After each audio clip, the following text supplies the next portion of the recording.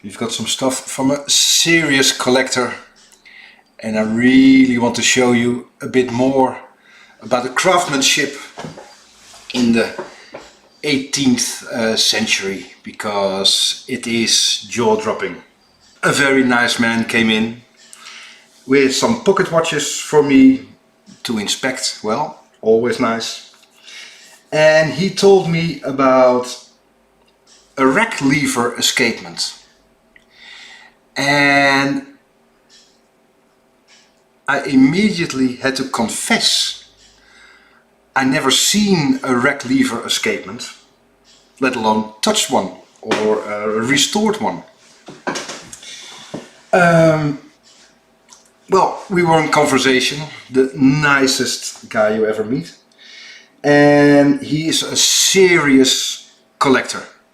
I'm going to tell you just a few years, but even if you're not interested in the technical side of watchmaking, just have an eye for the detail and for the beauty.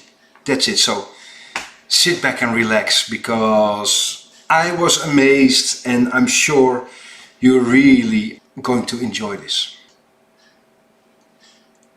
If you see this, I hope it's audible.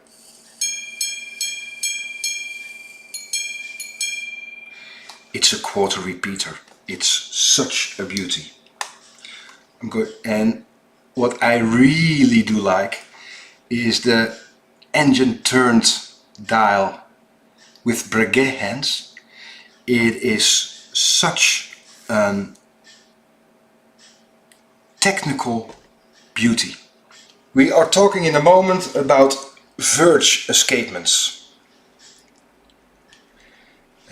It's a bit like a clock escapement. Escapement is a bit that says tick-tock.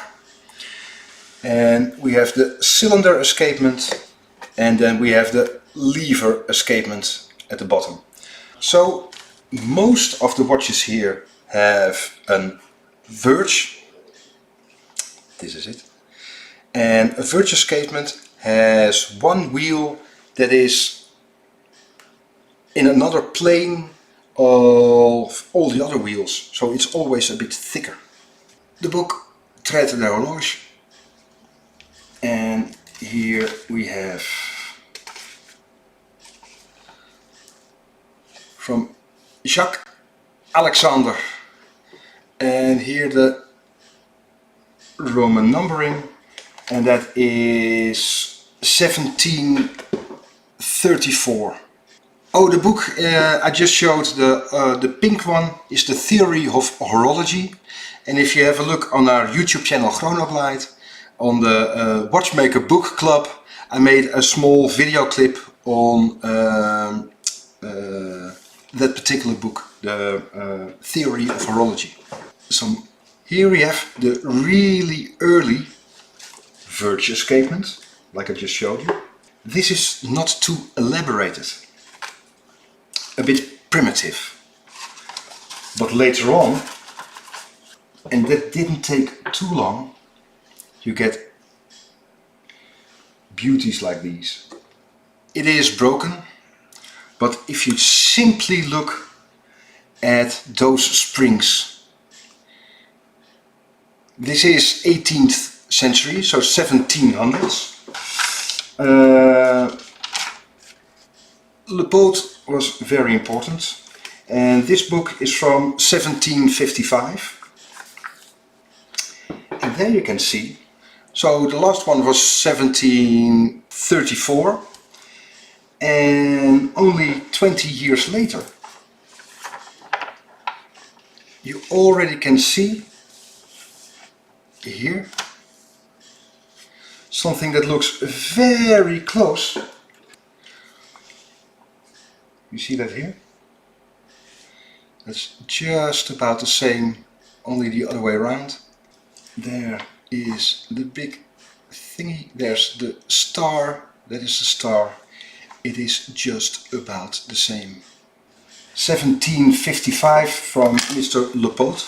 And here is a pattern on the straight engine. Here is another pattern that goes in out.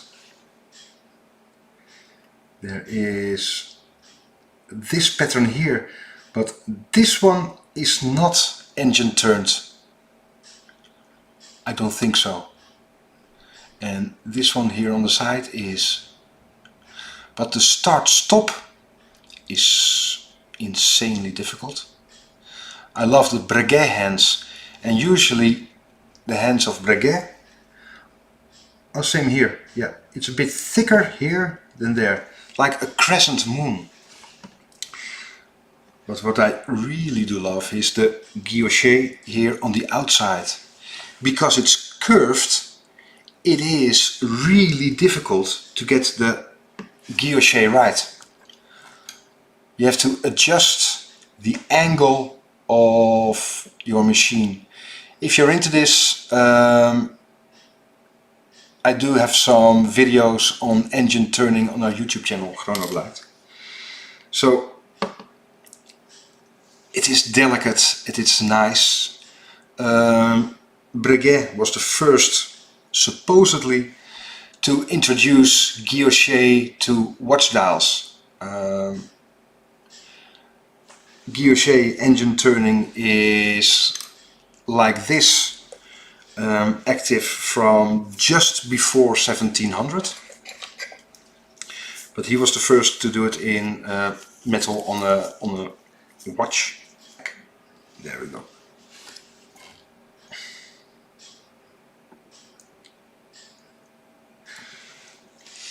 Just with an oiler, I do hope you're going to hear that. This.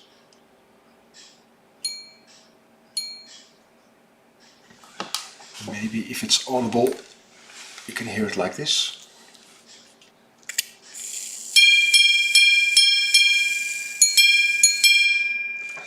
And if you look at the dial, ping, ping, ping, ping, ping, we're 5.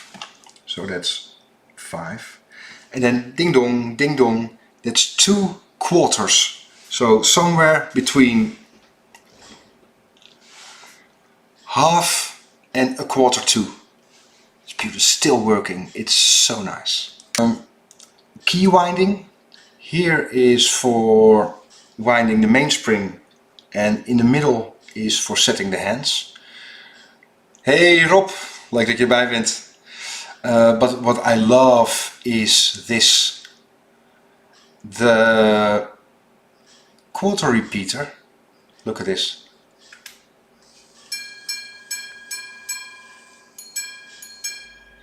It is just so elegant.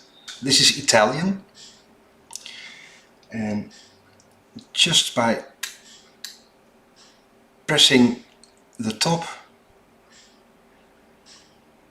He was in Naples at the moment, and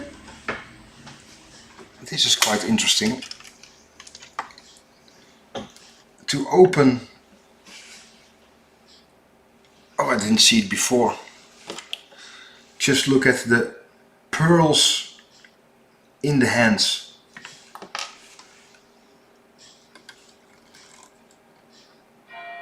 That is just so beautiful. From Naples. Here is a tiny lever in the watch dial to keep it as small as possible.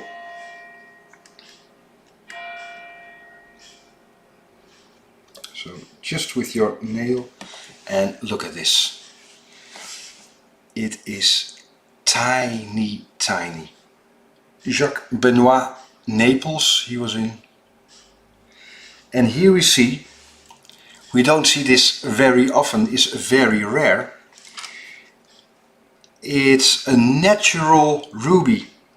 I'm not sure if it's visible in the light, but it's deep, deep, deep red.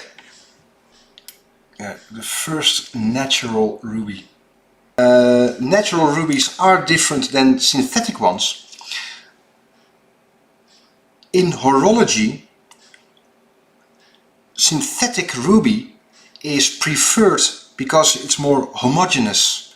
The material is all the same, And these natural ones may have inclusions, small cracks.